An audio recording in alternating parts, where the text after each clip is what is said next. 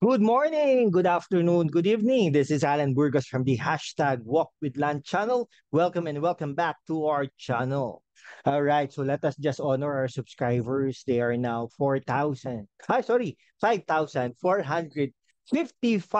No, mabuhay po kayo. Thank you so much. I'm really grateful to you guys. Okay, so if you are not yet subscribed to our channel, please do it so that we can be able to maintain and sustain our channel. Hashtag Walk with Land. Okay, so pag-usapan po natin ngayon yung isang no, meron po kasing recent survey na kalalabas-labas lang, no? Grabe, kalalabas-labas lang, no, na survey natin for 2025. Ang nag-conduct po nito ay ang Okta Research, okay? So yung last time around na inano natin ay yung ano po yun, no? Yung pahayag survey kay Tequila. Tequila ba yung Tequila? Sorry paki-comment lang daw po diyan no kung sino po ang nag-conduct ng survey na yon. Okay, pero this time around, Okta Research ang nag-conduct ng survey. No, yung mga COVID last time around, di ba? Sila yung nag-ano noon, nag-conduct noon. Ngayon, ito political naman ang kino-conduct nila, no? Okay? So, ito po ang number one po, ipapakita ko na nga po sa inyo para ano lang po, no? I-share screen ko na lang po, no? Para, ayan, yan, yan. Ito to, yan. Okay, kita na po ba? Okay, so, yan. Okay, kung kita na yan, for sure, kita na yan.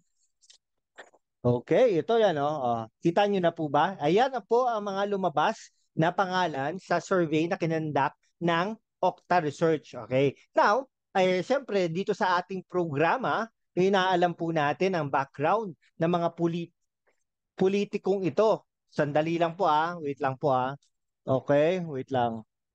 Wait lang po Pause lang po natin. Nang natulo dun eh. Hindi, yung ano, yung, paano kaya to? Tumutulong.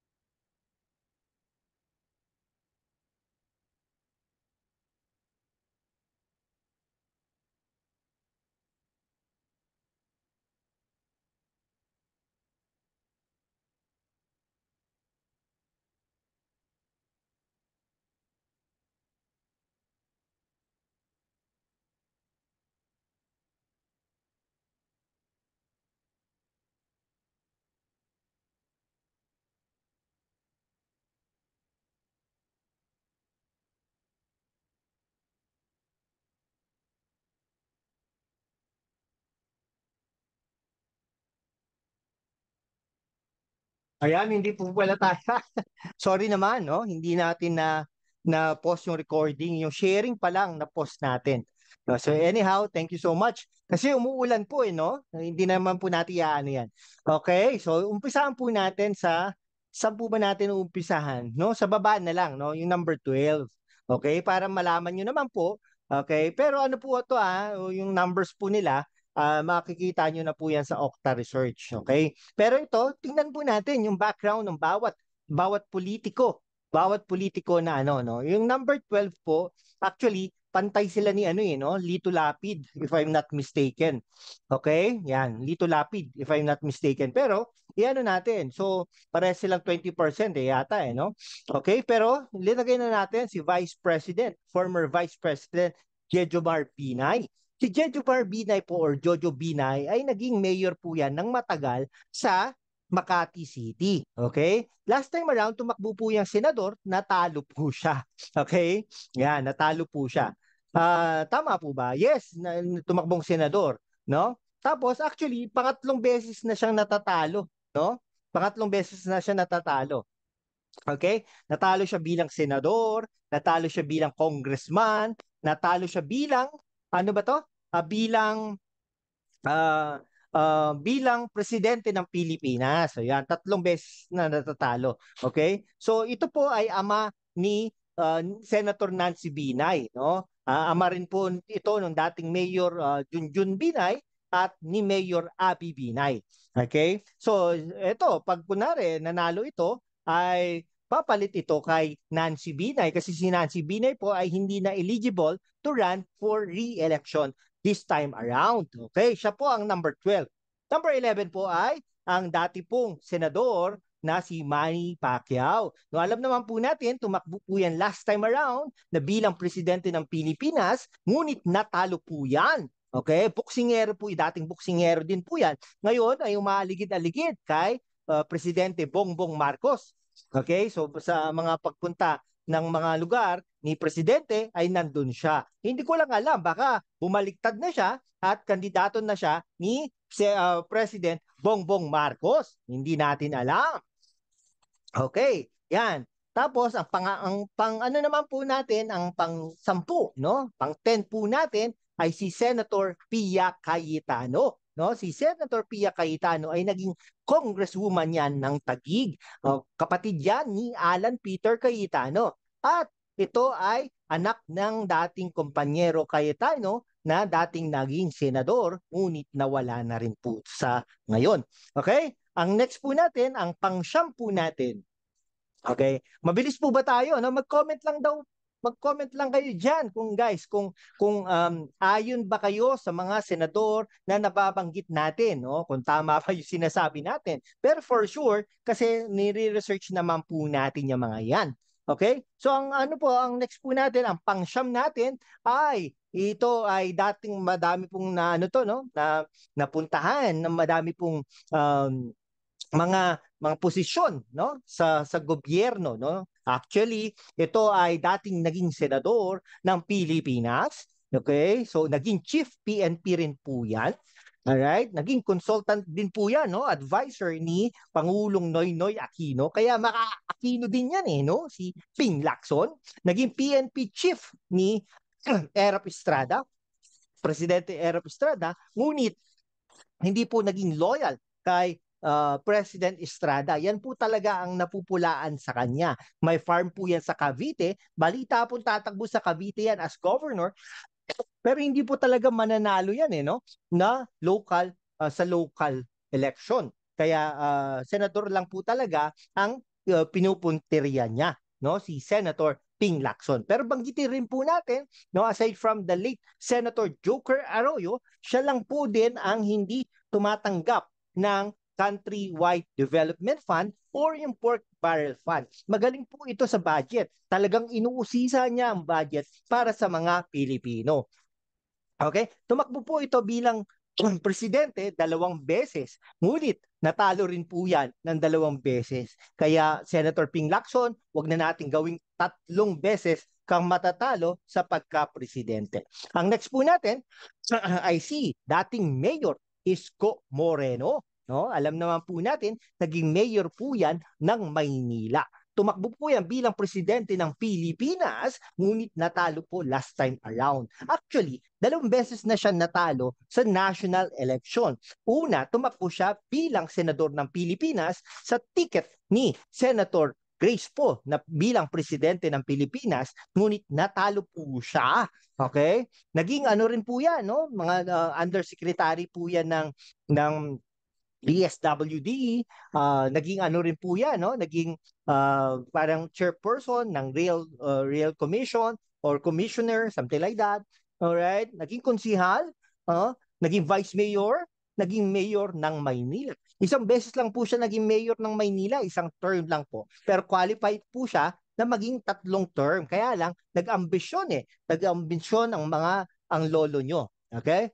So next time around po ay si ito po ang pang-7. Mataas-taas po to, considering sa ibang mga survey firm, hindi po lumalabas ang pangalan ni Tolentino. Okay? Si Manny Tolentino. No? So, Manny ba ang pangalan nito? Francis Tolentino. Okay? Si Francis Tolentino po ay isang abogado. Tumakbo po yan bilang senador sa hanay ng mga Duterte. Nanalo po siya. In the past, tumatakbo po yan bilang senador, ngunit natatalo. Pero this time around, nung tumakbo siya sa hanay ng mga Duterte, ay nanalo po siya. Pero ngayon, tahimik po siya ng kinakabog, no? Binubugbog ang mga Duterte. Hindi po natin alam kung babaliktad na po ito si Francis Tolentino. Ang Francis Tolentino po, ang talagang bailiwick nila ay sa Cavite. Okay? Sa Cavite, Tagaytay area. Naging mayor din po ito ng Tagaytay area, ay ng Tagaytay, naging chairperson din po ito ng MMDA, no, sa panahon ni Noynoy Aquino. Okay? Ang next po natin ay si Bong Revilla. Nagulat nga po ako na re-electionist pala ito si Bong Revilla. Hindi po natin alam eh. Akala ko po hindi kasi tahimik po siya. Parang this time around, lumabas po ang pangalan niya sa Okta Research. Ngayon po natin nalaman na re-electionist pala siya. Nung ni-review natin ay talagang re-electionist pala si Bong Revilla. Bong Revilla po ay taga Cavite yan. Naging governor, naging vice governor. Okay? Mga anak niya po, sorry governor, sorry senator, hindi pala ang asawa pala nito ay si Lani Mercado na naging congresswoman din. Okay? Congresswoman din. Alright? So, yon. Now, ito ay sa lakas NUCD. Hindi natin alam kung sino ang kakampihan niya pagdating ng 2028. Sara Duterte ba o Romualdez? Alamin po natin yan, ha? Tignan po natin maigi yan.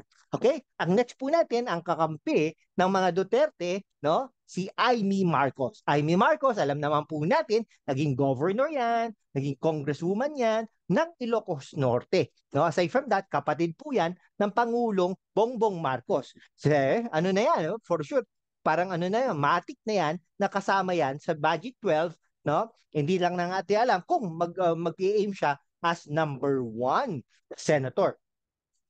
Ang next po natin ay ang dating Chief PNP. Kasabay, parang ano rin po, no? Parang si Ping Lacson din po. Naging ano rin po yan, direktor ng Bilibid Prison. Okay? Ay, syempre, sanggang dikit ni ano yan, ni dating Pangulong Duterte. Okay? Siguro kung may kasama rin siya sa ICC na kinasuhan yata, si Bato de la Rosa. Okay? Si Bato de la Rosa ay re-electionist, no, tumakbo yan nung panahon ni Duterte. Hindi natin alam kung mananalo yan ngayon sa panahon naman ni Bongbong Marcos. Pero mataas na sa survey sa mga survey firms. Okay, next po natin, matagal na sa Senado. Ngunit, there was a time na natalo din si Tito Soto bilang senador ng Pilipinas. Naging Senate President Chan, no? Supposedly, dalawang beses sana siyang nakatakbo bilang Vice President. Nung una, sa panahon, GMA. Actually, naging vice president siya, candidate siya, pero umatras kasi si GMA bilang vice president, kaya siya ay umatras na rin. No? Hindi ko alam kung tumakbo siya noon bilang senador. Ngunit, si ano po, ang naging vice president na lang, tumakbo, magkahiwalay po sila noon eh, no? Si De Venecia, ang tumakbong presidente, ang vice president na ang kahanay ni De Venecia ay si GMA. Gloria Macapagal Arroyo. Ang ano naman, ang ERAP naman, no, supposedly, tatakbo bilang presidente, pero umatras siya bilang vice president ni Danding Cojuangco. Okay? Yun po ang ano no? Kaya nag-atrasan po sila sa panahon ni GMA at sa panahon ni ERAP Estrada. Okay? Ang nanalo po doon, kung walang iba, kundi si Ramos. Walang nanalo. Actually, no? Si Ramos, ERAP Estrada ang nanalo doon. Okay? Ang next po natin ay si, okay? Tumakbo rin po pala si Tito Soto bilang Vice President last time around ni Ping Lacson. Ngunit, natalo din po. Okay? Ang next po natin ay si Bongo, Special Assistant to the President ni Pangulong Duterte. Kahit nung senador pa siya, senador na siya, presidente pa si Duterte, ay talagang parang Special Assistant to the President pa rin si Bongo. Kay Bongo ay naging senador until now, tumakbo sa hanay ng PDP laban noong 2015. Okay? Ayan. Tama ba? 2015, nawala ako. 2016, 2019, tumakbo siya bilang senador. Okay?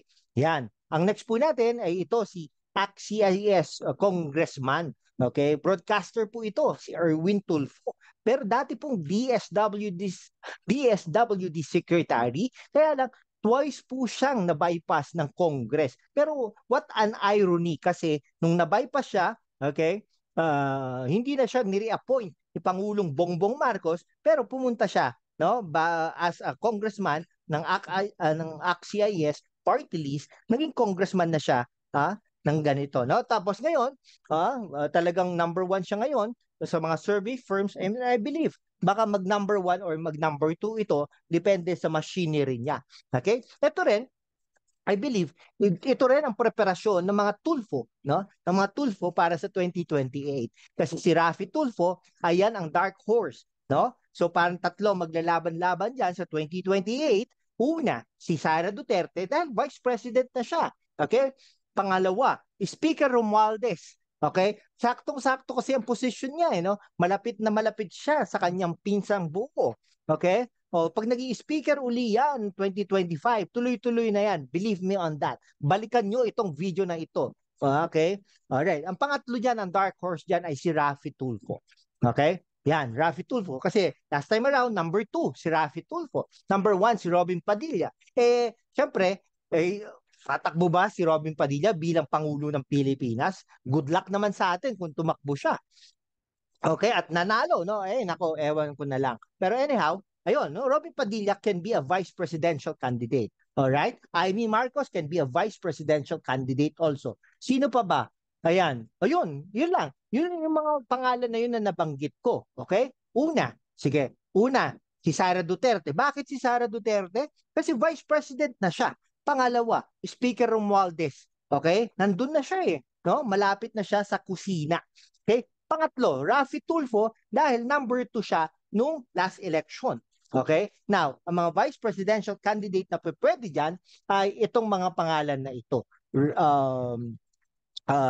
Raffy Tulfo, yan, Bongo, Robin Padilla, okay, Bong Revilla, yan, pwede yan, no? Bong Revilla, sino pa ba? Ayan, yung mga pangalan na nabanggit ko, yun yung mga pwedeng maging vice presidential candidate naman. Okay? Ayan, stop sharing ko na to guys ha. Yan, si Erwin Tulfo ang number 1. Okay? So guys, no, if you are not yet subscribed to our channel, please do it so now so that we can be able to maintain and sustain this channel. Thank you so much guys and have a great weekend. Thank you guys. Bye-bye.